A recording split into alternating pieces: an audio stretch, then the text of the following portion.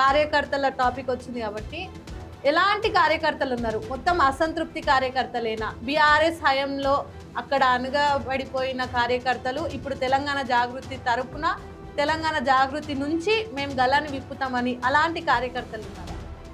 దాదాపుగా కవితక్క గారితో 2006 నుండి పనిచేసిన వాళ్ళు, 2009 నుండి పనిచేసిన వాళ్ళు, 2014 నుండి పనిచేసిన వాళ్ళు, దాదాపుగా చాలా ఒక్కొక్కరు చెప్తుంటే 15 సంవత్సరాల నుండి 18 సంవత్సరాల నుండి ఇలా చెప్తూ ఉంటారు. దాదాపుగా కవితక్క గారితో చాలా సంవత్సరాలుగా వాళ్ళ ప్రయాణం ఉంటూనే ఉన్నారు. కవితక్క గారిని నమ్ముకొని పనిచేస్తున్న వాళ్ళకి కనీసం చిన్న చిన్న టికెట్లు కూడా కవితక్క గారిని ఇప్పించుకొనివ్వలేదు. అంటే కౌన్సిలర్ టికెట్లో, కార్పొరేటర్ టికెట్లో, చైర్మన్లో ఎవరికి ఇప్పించుకొనివ్వలేదు కవితక్క గారిని. అయినా కూడా ఎప్పుడు కవితక్క గారిని నమ్ముకొని మాలాంటి ఎంతో మంది మేము కవితక్క గారితో నడుస్తూనే ఉన్నాం, ఉంటూనే ఉన్నాం. ఇప్పుడు ఎవరైతే కవితక్క గారి దగ్గరకు వస్తున్నారో తెలంగాణ ఉద్యమకారులు వస్తున్నారు.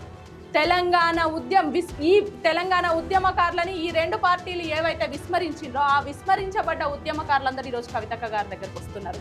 ఎవరైతే మహిళలు అనగదొక్కబడ్డ మహిళలు ఉన్నారో, ఎవరైతే మహిళలని ఎలక్షన్లకి లేకపోతే వాళ్ళ క్యాడర్ని పెంచుకోవడం కోసం వాడుకొని గెలిచిన తర్వాత పక్కన పెట్టిన మహిళలు ఎవరినైతే మహిళా నాయకురాలు కార్యకర్తలు ఎవరైతే ఉన్నారో ఈరోజు వాళ్ళు తెలంగాణ జాగృతి వైపు కవితక్క వైపు వస్తున్నారు.